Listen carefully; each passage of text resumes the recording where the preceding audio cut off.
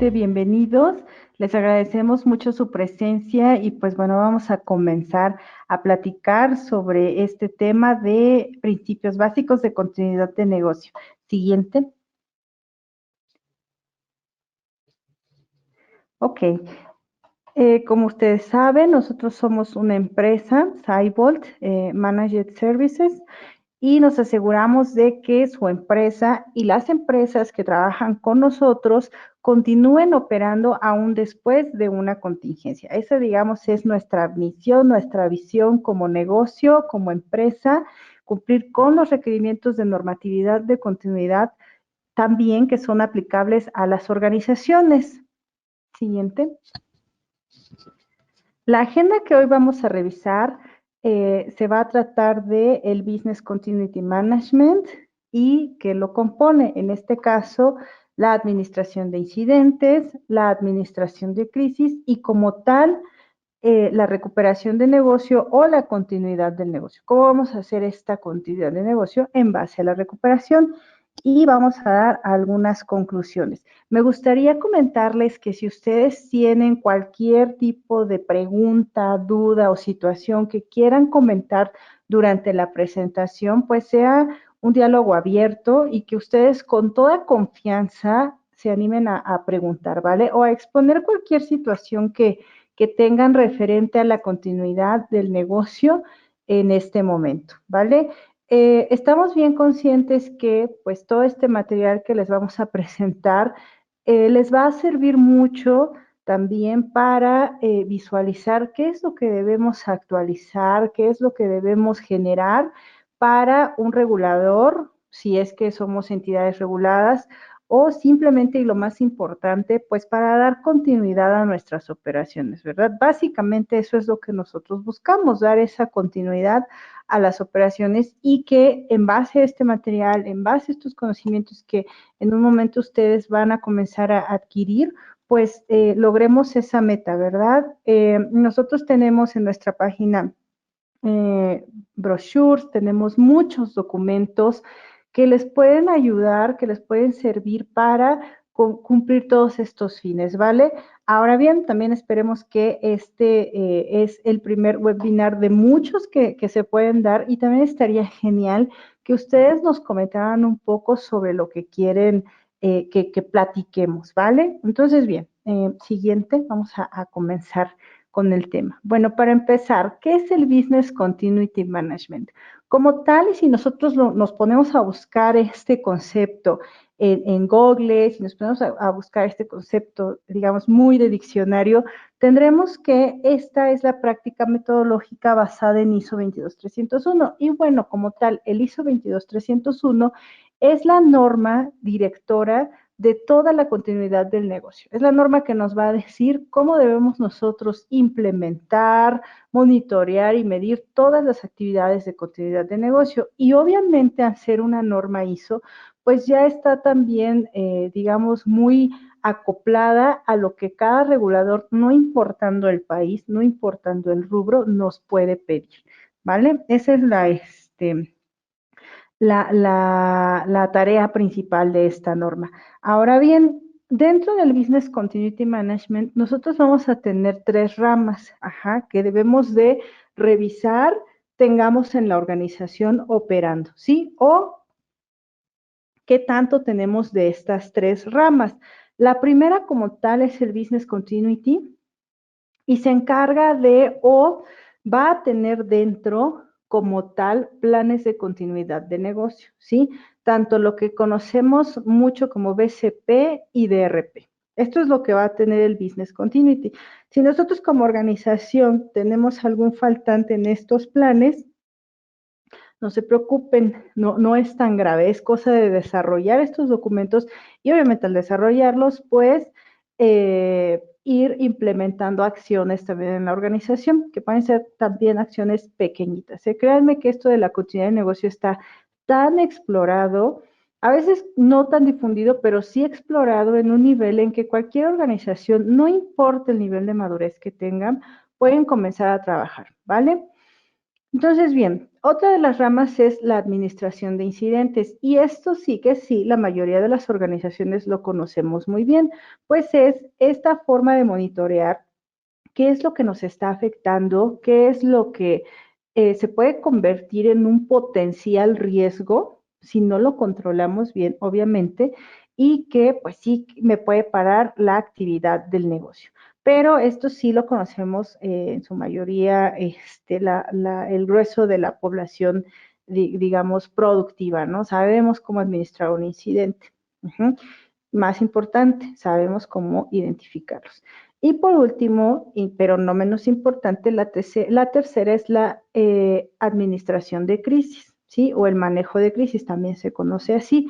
Y esto normalmente nosotros lo identificamos por un plan, pero no se queda nada más en un plan. Aquí sí quiero hacer mucho énfasis que la administración de crisis tiene que ver con cómo nos comunicamos, pero ¿con quiénes? Con mis reguladores, con mis partes interesadas internamente en la organización y externamente, ¿vale?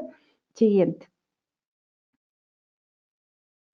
Bien, como les decía, nosotros nos basamos en ISO 22301 para poder hacer todo este abanico de posibilidades de soluciones de continuidad de negocio, pero no es la única norma o no es el único estándar que nosotros podemos echar mano, pues, para poder dar una verdadera calidad de resiliencia a la continuidad del negocio. Como bien les decía, el 22301 es el que se encarga de darnos las directrices de continuidad de negocio. El ISO 27031, por su parte, va a ser exactamente lo mismo, pero hacia los DRPs. Si nosotros estamos interesados en hacer un DRP para nuestra organización, esta es la norma que tenemos que buscar, ISO 27031, ¿vale? Pues es la que nos va a dar todos los lineamientos también hacia un DRP. Si te das cuenta, es de la familia de las ISO 27000. Así es que si tú tomas esta norma o si tú ya has implementado el 27001, si tienes controles de 27002, probablemente tengas ya mucho de implementación de esta norma, ¿sí? Del ISO 27031. Entonces, son normas modulares, las puedes usar, no pasa nada, ¿vale? Al contrario, te ayudas un poco más.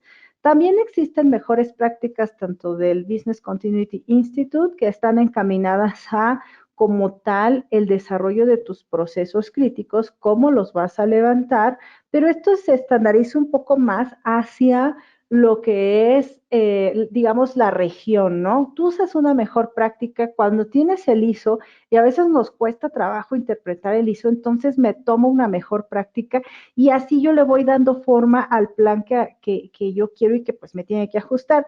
Aquí hay algo bien importante. Yo no me gustaría que no perdieran de vista que todos estos documentos sí son bonitos y todo y bla, bla, pero nos deben servir para algo aplicado, ¿vale? Si no le sirve a la organización, pues así el documento esté hermoso, pues no tiene mucho caso que lo hagamos. Entonces, por eso es que te presentamos todo este abanico, ¿no? El plan te debe funcionar y para eso también tenemos las mejores prácticas del DRI, que como te comento, una mejor práctica probablemente no tenga la solidez de un ISO, pero por región son ampliamente aceptadas y pues te resuelven problemas más en el corto cuando es difícil interpretar la ISO. Esto se vuelve difícil, una ISO se vuelve difícil de interpretar, sobre todo cuando estamos en un sector que no es tan regulado y que nosotros de verdad o verdaderamente queremos hacer esta recuperación del negocio. Es ahí cuando esto se comienza a complicar y es ahí cuando pues podemos echar mano de estas mejores prácticas. Ahora tenemos una norma más, es la NFPA 1600. Esta norma, así como el ISO es usado en todo el mundo, esta norma, la NFPA, digamos que es un ISO muy americano, ¿sí? O es una norma muy, muy americana. Todos aquellos bancos, financieras, empresas de cualquier sector que tengan partners que sean americanos, la van a conocer muy bien. Probablemente identifiquen más esta norma que las ISO, ¿sí? Y digamos que esta norma, al igual que las ISO, tiene su parte de continuidad de negocio y es esta, la NFPA 1600. Probablemente si tú trabajas en una industria de automóviles o de farmacéuticas y todo digamos, no tan bancaria, no tan financiera, la conozcas un poco más. Pero déjame decirte algo, esta norma es la gemela de la ISO 22301. Son idénticas, te lo puedo decir por experiencia, he leído las dos.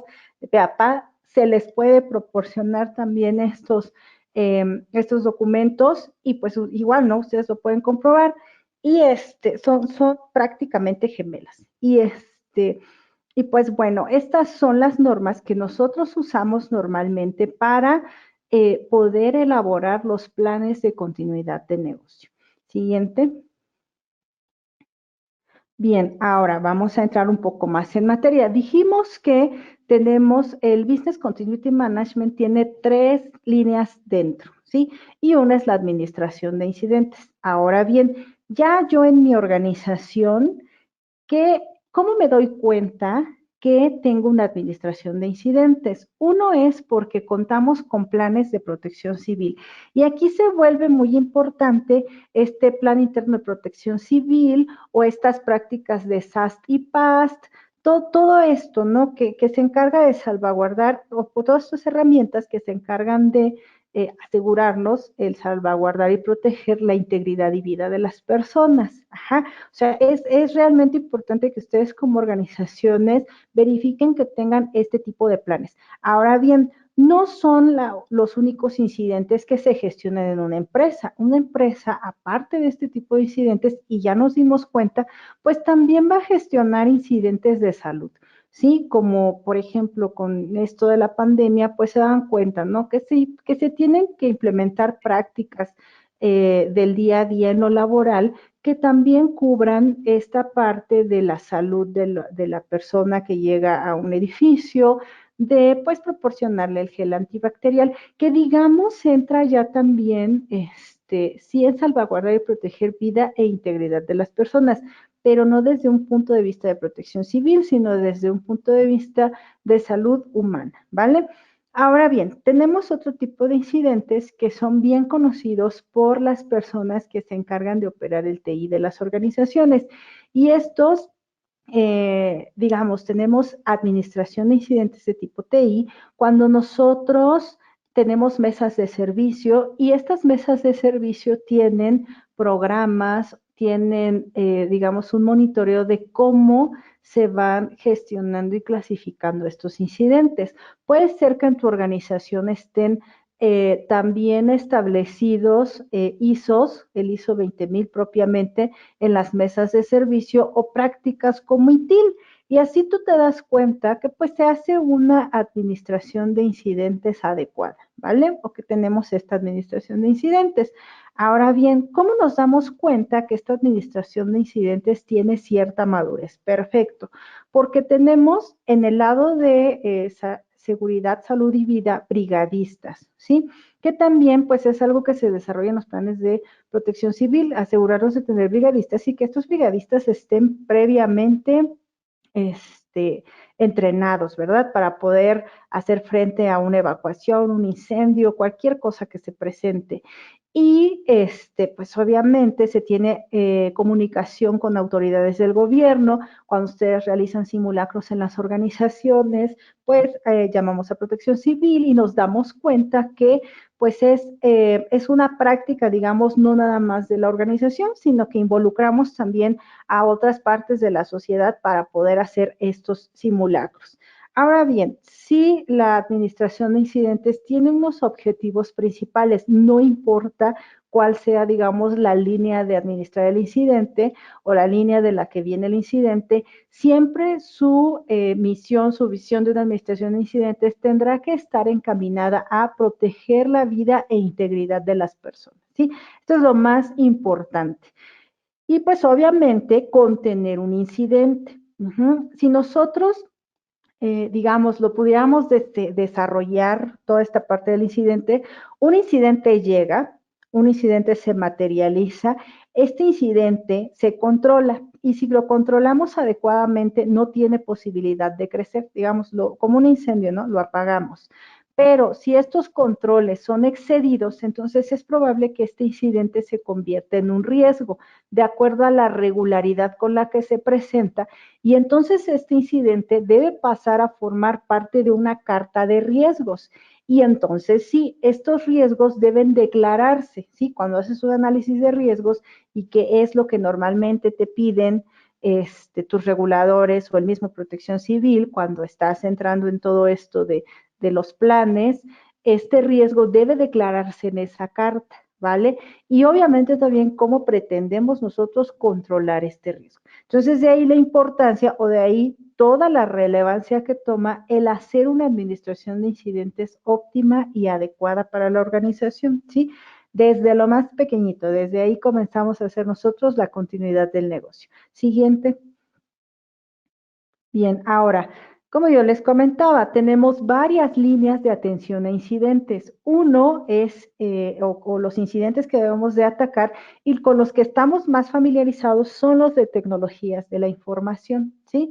Y esto, todas las organizaciones estamos súper familiarizados con este tipo de incidentes. Es el típico incidente, no me funciona la máquina, se cae el internet, no puedo entrar a la carpeta, he perdido algunos archivos, favor de recuperarlos, todo ese tipo de incidentes, ¿vale? Hasta las intrusiones, o los podemos checar también aquí en estos incidentes, pues las intrusiones de ciberseguridad. Ajá, entonces es importantísimo el monitoreo, ¿no? De toda esta actividad tecnológica y obviamente de que lo gestionen mesas de servicio adecuadas, indicadas para hacer este trabajo. Otro tipo de incidentes son los de seguridad física y de inmuebles, que tienen mucho que ver con los desastres que por geografía nos pueden ocurrir. Esto es temblores, inundaciones, huracanes en algunos lugares. En otros lugares, pues zonas que son zonas propensas a deslaves, igual, ¿no? Maremotos, bueno, cualquier tipo de catástrofe geográfica que se puedan imaginar. Y también, digamos, se asocia un poco, pues, toda esta parte de la contaminación, ¿sí? Ustedes saben que, pues, la mayoría de la actividad de negocios se realiza en ciudades altamente pobladas y, pues, de ahí se derivan pues altos índices de contaminación que también afectan pues esta seguridad física, ¿verdad? Y para aquellos que estamos muy regulados o aquellos sectores muy regulados, pues también tiene que ver con incidentes de tipo 9 escenarios que nos marcan algunas comisiones como sabotajes, como algún tipo de espionaje y bueno, toda esta parte, ¿no? Que ya ustedes han visto quizá en estas comisiones. Y bueno, también tenemos los de salud e higiene ocupacional, como lo que está pasando ahora, la pandemia, y que debemos hacer frente con acciones como pues difusión, ¿no? De lavado de manos, las escalamiento de jornadas, que no todos podemos ir a trabajar el mismo día a la oficina, y bueno, todas estas acciones, ¿no? Y los incidentes que tienen que ver con el negocio, que aquí hay algo interesante, propiamente estos incidentes se los vamos a dejar a la operación del negocio, ¿vale? Estos incidentes, si se dan cuenta, o bueno, aquí pusimos de reputación de operación, porque están ligados a lo que hace el core de la organización, ¿sí? Y estos incidentes o los dueños de estos incidentes son las personas que operan los procesos críticos de la organización. Entonces, también es bien importante que tú como colaborador crítico o tú como responsable de un área que tiene colaboradores críticos tengas manera de monitorear cómo lo están haciendo. A veces se resuelve rápido porque tenemos manuales que nos dicen cómo monitorear, pero otras veces no tanto. Entonces hay que ser muy cuidadosos en los skills que tienen pues todos estos colaboradores críticos, ¿verdad? Para poder identificar pues toda esta parte de los incidentes de negocio. Siguiente. Bien, ahora vamos a revisar la administración de incidentes o al nosotros realizar una administración de incidentes, pues vamos a tomar las siguientes recomendaciones. Obviamente tener una lista de acciones o tareas de lo que se va desarrollando día a día, tener contactos de emergencia dependiendo del tipo de incidente, obviamente es el experto que nos lo va a resolver, no un tipo de incidente pues no puede una sola persona, entonces es un directorio de diversos expertos en diversas áreas. Debemos tener también detalles del puntos de evacuación, en este caso para incidentes en los cuales pues requiramos el salir del edificio, obviamente, o también puntos de evacuación en el caso de algún tipo de ciberataque, cómo podemos hacer frente o un corte o un cierre a esta intrusión. Respuesta a medios, obviamente definido por la administración de crisis o el manejo de la crisis, porque también es importante saber qué comunicar y cuándo comunicar. Y esto comienza desde que estamos administrando un incidente. Ajá, sobre todo esta parte de la comunicación, hacemos uso de ella cuando este incidente se ve rebasado en sus controles. Detalles de comunicación con acciones, lugares de localización clave, en este caso, para, por ejemplo, si tienes que evacuar el edificio y entonces necesitas reunirte con tu personal en ciertos puntos, puedes tener estos puntos, ¿no? En los que puedas verte con tu personal y ponerse de acuerdo en cuanto a las acciones. Aquí, atención, estos lugares de localización no necesariamente tiene que ser un lugar físico. Con la pandemia, pues ha cambiado también, ¿no? Si tú necesitas generar un grupo en el cual se emitan comunicados y que la persona esté atenta, pues también hay que difundir esta parte, ¿vale? Y pues miembros de brigadas y funciones que en este caso, si te das cuenta, como hemos estado operando últimamente desde casa, no necesariamente vas a tener un brigadista en casa, pero sí estar preparados para también, digamos, ponernos un poco esa camiseta de brigadista y en caso de que en casa tengas algún tema, pues puedas hacerle frente, ¿verdad? Y pues obviamente tus criterios de escalación y tu árbol de llamadas. Esto se vuelve importante cuando el incidente se ve rebasado, a quién vamos a comunicarle y qué le vamos a comunicar, ¿vale? Y pues obviamente esta persona que nosotros estamos comunicando también, ¿no? ¿Qué va a hacer con esta información? Y que sepa qué hacer con esta información. Siguiente. Bien, vamos a revisar qué es el manejo de crisis. Como les comentaba, el manejo de crisis tiene que ver con cómo nos comunicamos, pero aquí son tres entidades, ¿vale? No nos confundamos con a quién debo comunicar, qué comunicarle, cómo comunicar. No, aquí nada más vamos a ponerlo simple. Son tres vías de comunicación o son tres entidades con las que yo necesito comunicarme. Una es con mis, vamos a decir, la primera entidad interna, que es mis colaboradores, sean críticos o no, cómo me voy a comunicar con ellos. Lo segundo o mi segunda entidad es afuera, ¿vale? Que son mis partes interesadas, pero refiriéndome a clientes, a partners, a accionistas, afuera, ¿cómo me voy a proyectar? Ajá, tiene que ver con mi imagen como organización. Y el tercero o la tercera entidad es los reguladores, ajá, o cualquier ente que me pueda dar una sanción por no comunicar un incidente. Ajá. En 2017, muchísimas organizaciones tuvieron temas de ciberataques. Ajá. Y digamos que en 2017, Diario Oficial de la Federación se dio la tarea de emitir algunas noticias que también, pues, son relevantes, a pesar de que fue en 2007, son relevantes hasta ahora. ¿Por qué? Porque ellos declararon, si tú estás participando con Banco de México, me tienes 30 minutos, a partir de que te ves vulnerado, tienes 30 minutos para avisarme. Y 15 días después de esos 30 minutos, me dices exactamente qué te pasó. O sea, quiero los detalles, pero de entrada, a los 30 minutos quiero saber qué está pasando. Y si es ciberataque, ¿quién me debe de informar? Ah, pues tu director de sistemas es el que tiene que venir a informarme qué es lo que pasó. ¿Sí me explico? Entonces, ante todos esos cambios o ante todas esas solicitudes que nos piden Banco de México, Comisión Nacional Bancaria de Valores, Comisión Nacional de Seguros y Fianzas, debemos de estar bien enterados, ¿sí? ¿Qué es lo que me piden, en qué momento y quién debe hacer la comunicación? Eso se vuelve relevante, ¿sí? Probablemente antes de 2017 también teníamos esta información, pero en 2017, digamos, endurecen todas estas medidas y lo proyectan así. Ya, digamos, ya muy oficial.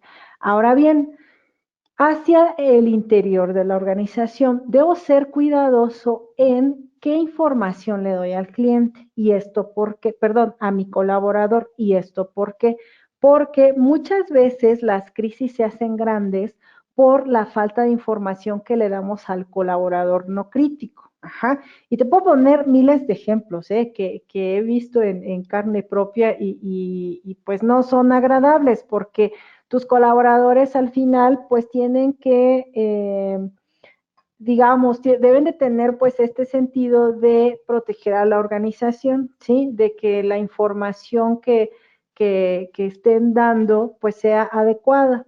Y aquí hay un tema. Siempre es recomendable que a los colaboradores pues que no son críticos, si se les diga, oye, evita, ¿no? Probablemente publicar en Facebook o en redes cosas sobre la organización.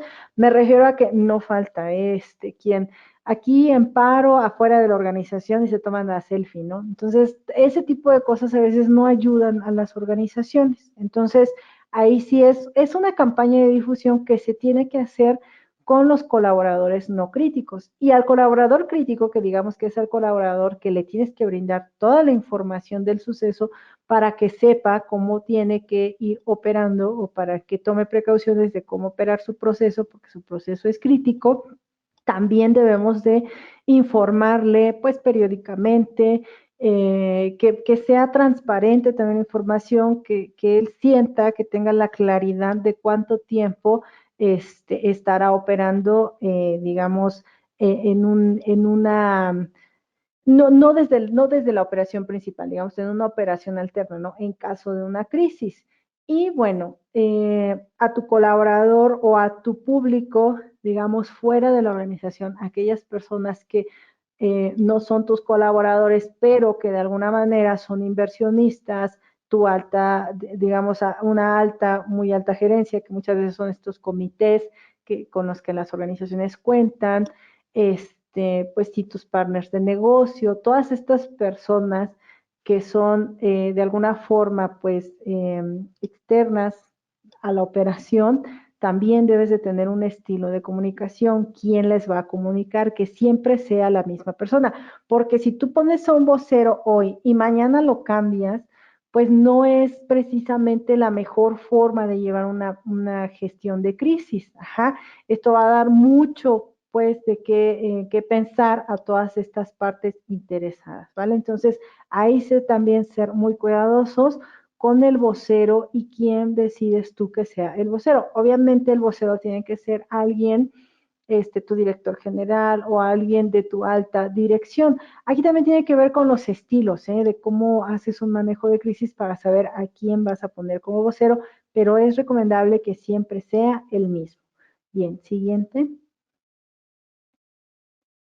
Ok, recomendaciones para este manejo de crisis, que aquí puedes echar mano también de herramientas, ¿eh? El manejo de crisis, la mayoría de las personas como que lo tenemos muy fijo en que tienen que ser llamadas a la gente y personalmente te hablo y no necesariamente, ¿eh? Este manejo de crisis también puede ser muy automatizado. De hecho, grandes organizaciones que están muy expuestas a los clientes, cada vez más, pues la mayoría estamos como organizaciones expuestos, ¿no? Al cliente y que el manejo de crisis, si nos damos cuenta, pues tiene mucho que ver con lo que hacemos de cada cliente.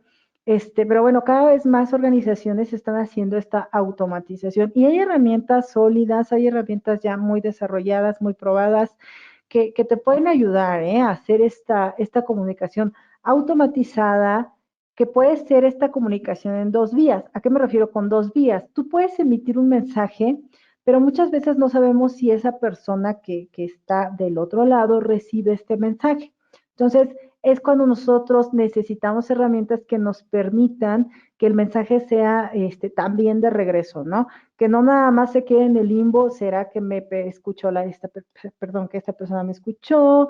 O habrá, tendrá la posibilidad de hacer lo que le pedí? No, siempre y ya hay herramientas, hay muchísimas herramientas que nos van a permitir hacer esta comunicación en dos vías.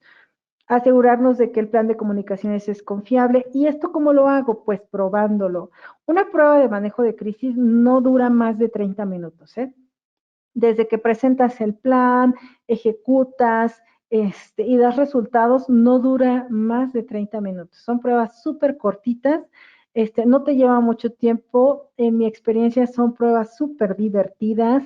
Y pues digamos, como son pruebas que haces con alta dirección, pues también les deja mucho, ¿no? En qué pensar y les abre también mucho la visión sobre lo que debemos desarrollar como organizaciones o cómo apoyar desde la alta dirección a la organización para tener una gestión de crisis adecuada. Obviamente también entender sus casos de uso, no vamos a andar por la vida detonando el plan de crisis, no podemos. Entonces, sí te he identificado bien cuándo lo uso y cuándo no. Asegurarnos que esta información, tanto de contactos como de, digamos, de los mensajes que estamos emitiendo, pues sea verídica, ¿verdad? Verídica y clara. Entre nosotros, más sencillo, pongamos un mensaje en una gestión de crisis mejor, porque a veces complicamos los comunicados y bueno, nos sale nos sale todo al revés, ¿no? Entonces estos mensajes sí deben mantenerse en un nivel muy sencillo, muy simple y que prácticamente a golpe de vista el colaborador capte el mensaje que estamos enviando. Bien, construir seguridad dentro del plan y esto nuevamente únicamente lo podemos hacer probando. Y bueno, repito, probar, probar y probar. Estas pruebas son súper cortas, no te llevan mucho tiempo, son muy divertidas y también muy enriquecedoras. Y bueno, pues asegurarnos que tanto tu correo electrónico o herramientas similares estén siempre disponibles. Aquí, bueno, nombramos principalmente el correo electrónico porque pues es la herramienta oficial corporativa por excelencia, pero no es limitativo. Si en tu organización están de acuerdo que WhatsApp es el medio oficial, WhatsApp puedes usar. Aquí lo único es que debemos declararlo y pues difundirlo y obviamente usarlo, ¿no? No pasa nada. Siguiente. Bien, ahora, la recuperación de negocio, ¿qué es como tal? Bueno, pues la recuperación de negocio, como lo decíamos en un inicio, vamos a definirla por dos planes, ¿vale? Vamos a definirla por tener un plan de continuidad de negocio o un Business Continuity Plan y un Disaster Recovery Plan o un plan de recuperación de desastres. Como tal, el plan de continuidad de negocio tiene que ver con salvaguardar y proteger la operación de los procesos críticos, ajá, de mis procesos. El BCP es para procesos y el DRP, Disaster Recovery Plan, va a ser para mis tecnologías de la información. Ahora bien, el dueño de un BCP es el colaborador que opera el negocio. ¿Quién es el que debe de estar al tanto de que está actualizado, de que se ha aprobado, de que funciona? El colaborador que opera esa línea crítica de negocio, ¿sí? O el responsable de esa línea crítica de negocio. Esta es la persona dueña del BCP. Y del DRP, ¿quién es el dueño? Como tal, el área de sistemas. Ahí sí, no hay a dónde correr. Sistemas es el encargado de darle vida, de actualizar, de verificar, de validar, de probar el DRP. ¿Sí? El DRP y todas sus capas, porque el DRP no nada más tiene que ver con respaldar y levantar un servidor, no. Tiene que ver con las comunicaciones, tiene que ver con el aplicativo que estás entregando, con que los respaldos que estás entregando pues sean de una calidad suficiente que te permita levantar toda esta operación en los tiempos que el negocio estima que se levante, ¿vale?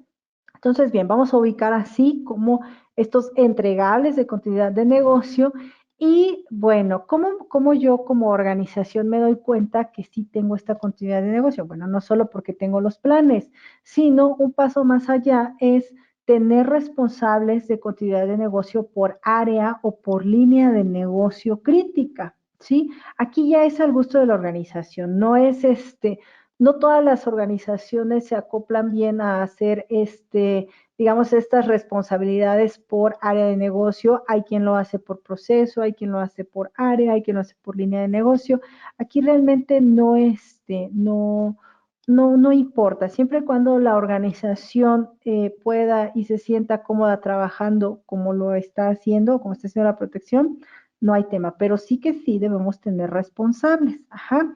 Al final, los objetivos de la continuidad de negocio, pues es identificar tus procesos y tecnología críticos y establecer estrategias que recuperen estos procesos y esta tecnología, ¿vale? Por eso hablamos de los dos planes. Uno, si te das cuenta, se encarga de los procesos y otro se va a encargar de tu tecnología. Ahora bien, siguiente. ¿Cómo nosotros conformamos estos dos planes? Para eso tenemos que hacer algunos estudios que si ustedes son entidades reguladas, ya los conocen. Si no estamos tan regulados o somos nuevos en esta parte de la continuidad de negocio, probablemente esto sí sea muy nuevo. Y bueno, el primer estudio y el que yo siempre recomiendo que lo hagamos, pero a conciencia, es el BIA o el Business Impact Analysis, o también conocido como el análisis de impacto al negocio. Este es el primer estudio que toda organización debe hacer para poder identificar los tiempos que tengo para recuperarme, o sea, cuánto es el límite de tiempo que tengo para recuperarme y qué me pasa si yo no puedo recuperar el proceso en ese tiempo que estoy declarando, ¿sí? Y qué me pasa son los impactos, ajá. Puede ocurrirte desde un impacto financiero hasta un impacto reputacional, pasando por impactos de tipo regulatorio y cuantos más te puedas imaginar, ¿vale? Entonces, eso es lo que va a hacer un día. En la medida que yo como organización desarrolle un día adecuadamente, van a reducir costos de operación en contingencia, ¿sí? La clave de la reducción de costo de operación en contingencia es hacer un buen día. Y aquí hay algunas recomendaciones que en mi experiencia les puedo decir que funcionan, ¿sí? Uno, cuando hagas tu guía, puedes tomar un template de internet, de donde quieras, o sea, de verdad, está tan, digamos, tan ya estudiado el guía que de todos puedes tomar templates, pero verifica que estos templates tengan al menos, pues, la pregunta del el RTO, la pregunta del RPO, la pregunta de los impactos, la pregunta de los recursos, ¿vale? Es más, nosotros tenemos un template que te puede servir muchísimo y si gustan entrar a nuestra página, pues lo vas a encontrar, ¿no? Viene hasta con instrucciones y todo para apoyarte a realizar esta actividad. Pero bueno, el VIA sí es, digamos, el actor principal si tú lo que quieres es una reducción de costos. Ahora, otro documento importante, otro estudio importante es el análisis de riesgos o el risk Yuri, assessment. perdón que te interrumpa, hay No, una adelante, pregunta. adelante, Cris. Leticia Viveros pregunta, gracias por la información. Si ya contamos con un vía, ¿cuál es la recomendación para actualizarlo? Perfecto. Tu cualquiera, o te voy a dar las tres recomendaciones para actualizar tu vía. Si ya tienes un vía y este vía, imagino, se desarrolló al menos en el año anterior, o sea, hace un año lo realizaste, lo primero es validar que tengas tus cuestionarios del año anterior. Si no realizaste el vía con cuestionarios, entonces necesitas generar cuestionarios, ¿sí? Necesitas tener evidencia de cómo hiciste, digamos, esta discriminación de tus procesos críticos, ¿vale? Entonces, una vez que ya tenemos esto, si cuentas con estos cuestionarios, pues ya está más simple. Pues ármate un calendario para llamar a tus áreas a declarar si todavía aplica o no lo que está en el cuestionario. Ese es el primero. Segundo, si ya tienes tanta rotación de personal que quien te hizo la entrevista anteriormente o el año pasado ya no está y tienes gente nueva, comienza el día de cero con esta persona, ¿sí? Porque muy probablemente, y eso es algo que se ha detectado, ¿eh? Aunque exista un proceso, los colaboradores no operan, dos personas no operan el proceso de la misma forma, ¿sí? Digamos que cada quien tiene su ritmo y su estilo para operar este proceso. Entonces, si no cuentas con el colaborador que te hizo la primera entrevista, comiénzalo de cero. ¿vale? No te esfuerces en querer, digamos, completar, oye, mira, así lo hacían, no lo van a poder hacer. Te recomiendo así ampliamente que comiencen desde cero. Ajá. Y tercera, una vez que tengas tú estos resultados, sí mételos en una sábana, aunque sea de Excel, para que puedas hacer una discriminación de estos procesos críticos. Al final, si eres una entidad regulada, te van a pedir esta sábana, te van a pedir cómo llegaste al resultado de que esos procesos que tienes ahí son los críticos. Si de primera vez estás haciendo un guía, tienes que hacerlo sobre todos los procesos de la organización, no te puedes saltar ninguno. ¿Por qué?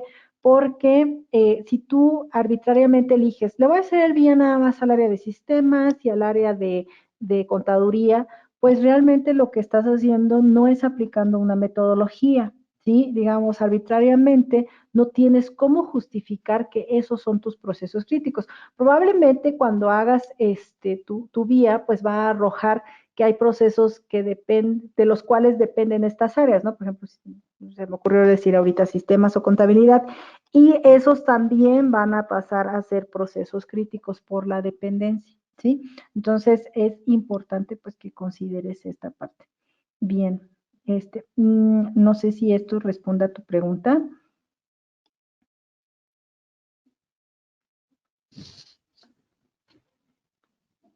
Hay otra pregunta de Ok, Roberto adelante. Galindo. Adelante, Roberto. Él dice, perdón, el vía no es para reducir costos, es para saber cuánto cuesta una emergencia a la CIA. Ok, a ver, mira, cuando me refiero que es un documento que te va a servir para reducir costos, es para lo siguiente. Muchas veces nosotros hacemos o tomamos estos templates, voy a poner un ejemplo, y identificamos que tenemos 50 posiciones críticas, ¿vale? Y entonces nos damos cuenta que estas 50 posiciones, 25 son de front, 20 son de back, front office, back office, y tenemos por ahí otras 5 posiciones que alternadamente pueden hacer el cierre, ¿no? Que hacen el cierre únicamente en la tarde. Entonces, de acuerdo a digamos, a esta identificación más granular de datos en el día, pues pudieras establecer que en lugar de contratar 50 posiciones, vas a contratar nada más 25, ¿vale? ¿Por qué 25? Porque 50% de la población las va a estar usando únicamente de 8 de la mañana a 1 de la tarde. Y después voy a tener el back operando de 1 de la tarde a 4 de la tarde, ¿no? O a 5 de la tarde. Y después voy a tener 5 operando de 4 a 6, ¿vale? Entonces, en lugar de hacer un gasto de 50 posiciones, pues únicamente haces un gasto de 25 posiciones. A eso me refiero con la reducción de costos. Y sí, como tú lo declaras, el vía de alguna forma no es que te diga cuánto te va a salir una contingencia. Cuando tú haces el vía y el análisis de riesgos, entonces sí, ya digamos estamos con el material necesario, ya estamos en posibilidades de decirle a la organización cuánto le va a costar una contingencia. ¿Sí? ¿De acuerdo?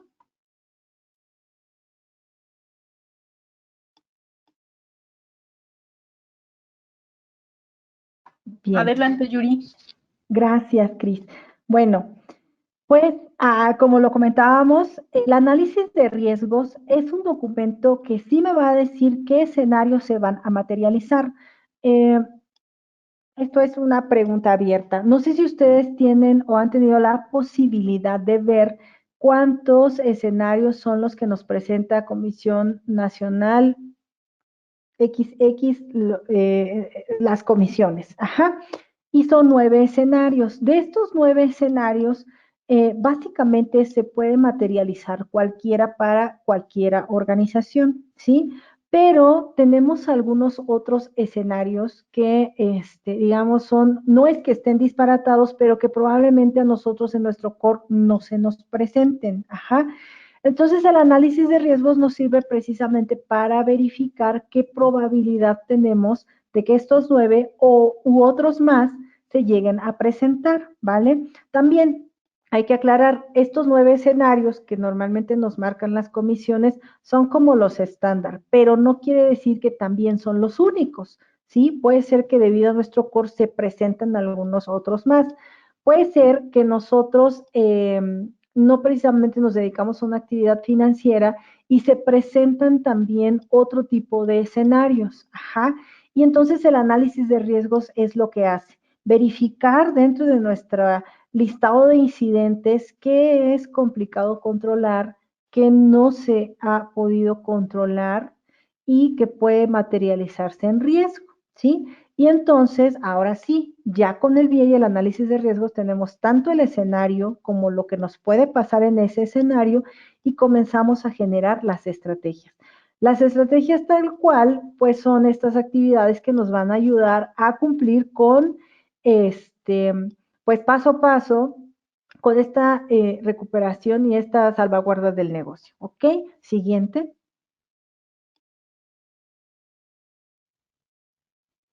Bien, ¿cómo es que nosotros hacemos un vía? Aquí es también importante que si ustedes tienen cualquier template, que si ustedes están, digamos, empezando en esta parte de la continuidad de negocio, si queremos hacer esta renovación de vía, pues hay cosas que sí debemos de tomar muy en cuenta. Lo primero es identificar productos, servicios y procesos de negocio. Aquí importante, sobre todo para la persona que hizo la pregunta de actualización del vía.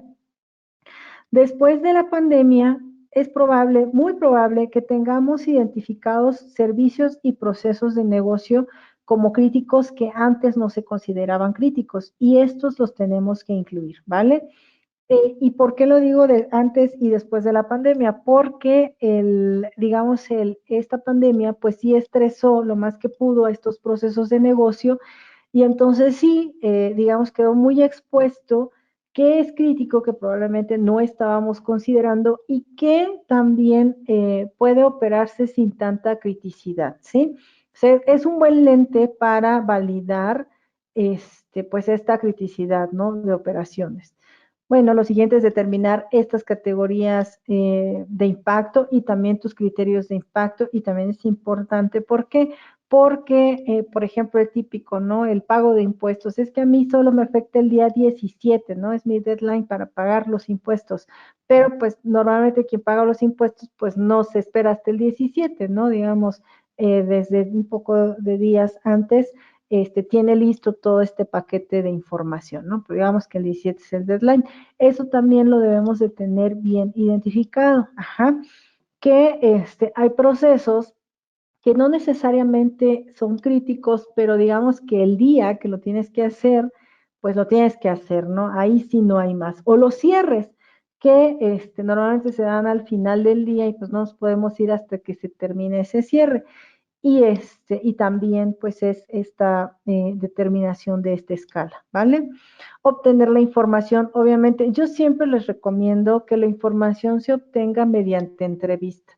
Para mí es la mejor forma, en lo personal, es la mejor forma de obtener información, pero la norma, que no es mi criterio, también te propone que lo puedes hacer bajo un análisis de información, puedes tomar los registros de la organización y también lo puedes hacer así, bajo la norma, obviamente, la entrevista o mediante el llenado de cuestionarios, ¿no? Que cada quien lo pueda hacer independientemente. Esto también tiene mucho que ver con el tiempo con el que se cuenta para poder hacer el ejercicio, pero yo siempre les recomiendo la entrevista, es altamente recomendable. Si no se puede, bueno, la norma nos marca otros caminos, no necesariamente es una observación personal, ¿verdad? Analizar y consolidar esta información, así sea en una sábana de Excel, es importante que tengas este condensado de información porque en base a este condensado es que tú vas a poder aplicar la metodología del BIA, ¿sí? Nosotros aplicamos la metodología de ISO 22301, pero si tú tienes otra metodología para continuidad de negocio, se vuelve relevante el tener estos datos en un concentrado, ¿vale? Y pues bueno, siempre se debe obtener la aprobación de la alta dirección. Aquí también este concentrado te puede servir para esto, porque tú sabes que las altas direcciones normalmente pues están limitadas en tiempo y quieren los datos rápido.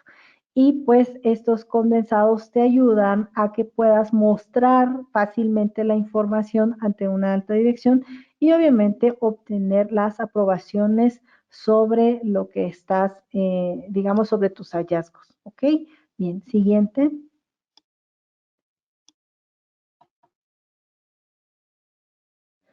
Ahora, ¿qué es el análisis de riesgos? Como tal, el análisis de riesgos vamos a definirlo como la identificación de peligros y amenazas que tienen el potencial de afectar, pues digamos, de una forma negativa a tu organización. En un análisis de riesgos, nosotros también tratamos de identificar estas consecuencias, las consecuencias de la materialización de algo que no está tan bien. Y bueno, digamos que un proceso estándar de análisis de riesgos, aquí igual, fíjate que yo he encontrado muchas metodologías para poder hacer análisis de riesgos, pero te voy a decir algo, todas las metodologías si no es que son idénticas, se parecen un montón, ¿eh? O son hermanas o son primas, pero todas se parecen un montón. Así es que aquí no temas en equivocarte en una metodología o en si es confiable. Nada más revisa que tu metodología tenga lo siguiente. Uno, que te ayude a establecer un contexto o que te pide establecer un contexto sobre a qué se dedican como organización. Dos, que te permite identificar los riesgos. ¿Cómo? Bajo amenazas y bajo vulnerabilidades, ¿sale? Esta es la mejor forma de identificar un riesgo. Una amenaza, recuerda que es algo que está allá afuera que te pueda afectar. Y una vulnerabilidad es algo en tu organización que de alguna forma puedes controlar. Ajá. Entonces, si se junta la vulnerabilidad y la amenaza, lo de allá afuera con la vulnerabilidad de aquí adentro, pues se te materializa un riesgo, ¿vale? Entonces, esta es la forma en que nosotros vamos a identificar los riesgos. Recuerda, amenaza y vulnerabilidad. El análisis de riesgos, tal cual el análisis de riesgos es poner estas vulnerabilidades, estas amenazas en una lista y ponerle el nombre tal cual del riesgo. Ajá, ¿cómo se llama tu riesgo? Y bueno, lo que sigue es evaluarlo, qué tanta probabilidad tiene este riesgo de materializarse y qué impacto causaría en caso de materializarse. Eso es evaluar el riesgo. Y no es nada más que ponerle una calificación a este riesgo, ¿vale?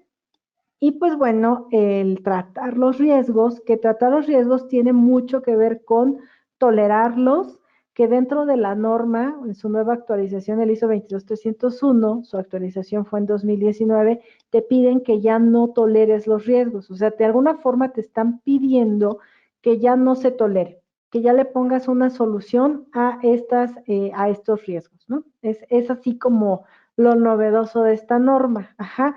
¿Y qué crees? Que eso que pone la norma ahí, pues cada vez el regulador se apega, porque así trabajan, ¿eh? El regulador se apega a esto de la normatividad y de alguna forma también en auditorías que se han presentado, al menos en lo que va del año, el regulador ya te pide una solución. Oye, y para ese riesgo, nada más te volteas y no lo ves, sí, pues ya no puedes hacer eso. Yo como regulador sí te pido que me des una solución ante ese riesgo. Se lo vas a dar a un tercero, vas a ir a por un proveedor, que eso también es otro, ya lo vas a terminar, o sea que ya no lo vas a hacer, que ese también es otra forma de tratar el riesgo, ¿sí? Entonces, tratamos estos riesgos, los monitoreamos, tenemos que estar revisando qué es lo que pasa con los riesgos. Por eso te decía, al final dentro de la operación, el dueño del riesgo es pues prácticamente la persona que está operando y esta persona es la encargada de estar validando que este riesgo, cómo evoluciona este riesgo, ¿vale? Sobre todo para identificar que los controles son adecuados. Ajá, o en el área de TI necesitamos un monitoreo de estos incidentes que después podemos mapear como riesgos y cómo los estamos monitoreando. Eso es bien importante. El revisar es tener la evidencia de cómo yo estoy haciendo para controlar ese riesgo. Ese es el revisar. Y pues bueno, comunicar y consultar. Tenemos que comunicar estos riesgos, obviamente, hacia algunos sectores de la organización. No es así como que a todo el mundo le grito qué riesgos tengo, no. Esta información se vuelve sensible porque nos pone vulnerables. Entonces sí es importante también identificar a quién comunicar estos riesgos. ¿Sí? Siguiente. Ok, las estrategias como tal. Les decía que las estrategias, cuando yo tengo el BIA y el análisis de riesgos, estoy en posibilidad de hacer una estrategia. Y estas estrategias son actividades puntuales, es una receta de cocina. Si tus estrategias no están en una hojita o están en más de una hojita, ya no te sirve. Te lo garantizo que ya no te sirve. Dices, bueno, pues es que yo le puse imágenes y todo. Ah, bueno, entonces sí, no hay tema.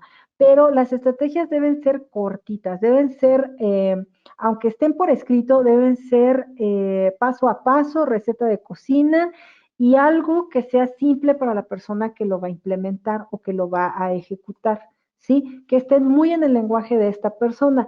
A veces, y un tiempo se puso muy de moda, el que una estrategia la puede operar desde la persona de recepción hasta el especialista de servidores, y no necesariamente. Si la estrategia es para levantar un servidor, pues ponle en el lenguaje de la persona que opera servidores y que él sea el experto, porque pues ellos tienen su expertise, ¿no? Para poder ejecutar esas estrategias. No nos preocupemos en que la señorita de recepción lo tiene que hacer. Eso no va a pasar. Bien, las estrategias, pues, al final tratan de reducir estas posibilidades de interrupción, de acortar los tiempos de interrupción. Ese es también, digamos, una mitigación de estos riesgos y de limitar estos impactos, ¿sí? Al final, la estrategia, al final del día, vamos a tocar madera en una contingencia, ¿qué es lo que tiene que hacer la estrategia? Pues mostrarte que tienes, pues, menos tiempo de paro, que el impacto no se presentó y que estás operando, ¿sí? En un nivel definido, pero estás operando. Siguiente. Ok, las estrategias se hacen por escenarios. Si bien la comisión nos marca 9, nosotros vamos a basarnos en 4, que es lo que nos da la norma. Uno de los escenarios es que no puedes entrar al edificio, pero todo lo demás sirve. Otro de los escenarios es que no cuento con mis tecnologías de la información, pero mi edificio está disponible y tengo colaboradores suficientes. Un tercer escenario es que no tengo ni el TI ni el edificio, ¿vale? Tengo colaboradores, pero no tengo dónde operar y no tengo el TI. Y otro escenario es que no cuento con los colaboradores. Si te das cuenta, tú sí tienes soluciones para cada uno de estos escenarios. Si no puedes entrar al edificio, ¿qué hago? Pues me voy al home office o me voy a oficinas alternas. Si no tengo lo de cómputo principal, pues ¿qué hago?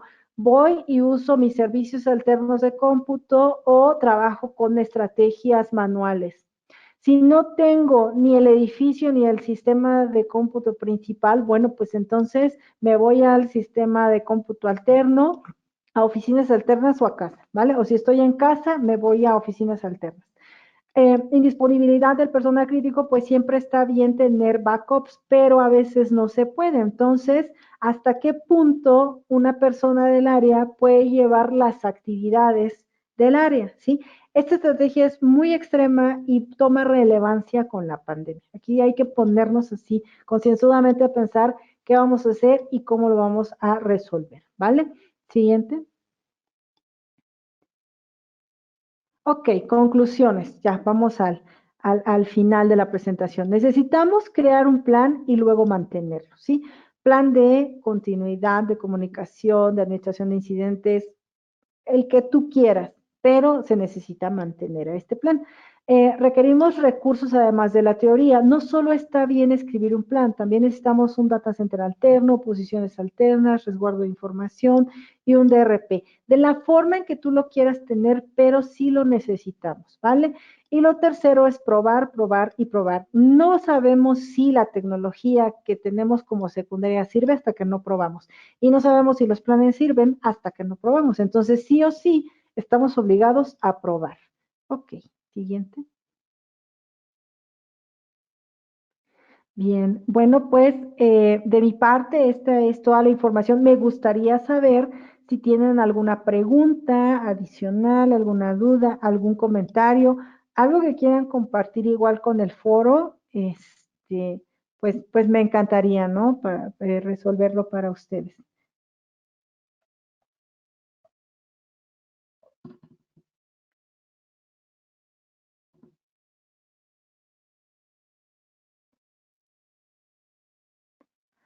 Sí, hola, hola. No, Yuri, hasta el momento no hay más Más preguntas. preguntas. Les comentamos a todos, les vamos a enviar lo que son las plantillas y si pueden ingresar a nuestra página www.sdr.com.mx. Ahí se encuentra mucho de nuestro material, que son las herramientas para crear tu guía. Y de todos modos les vamos a estar enviando un correo con toda esa información. Gracias a todos por su asistencia. Muchas gracias, Cris, muchas gracias a todos y y pues bueno, esperamos que todo el material que se ha generado pues sea de utilidad para ustedes. Hasta luego.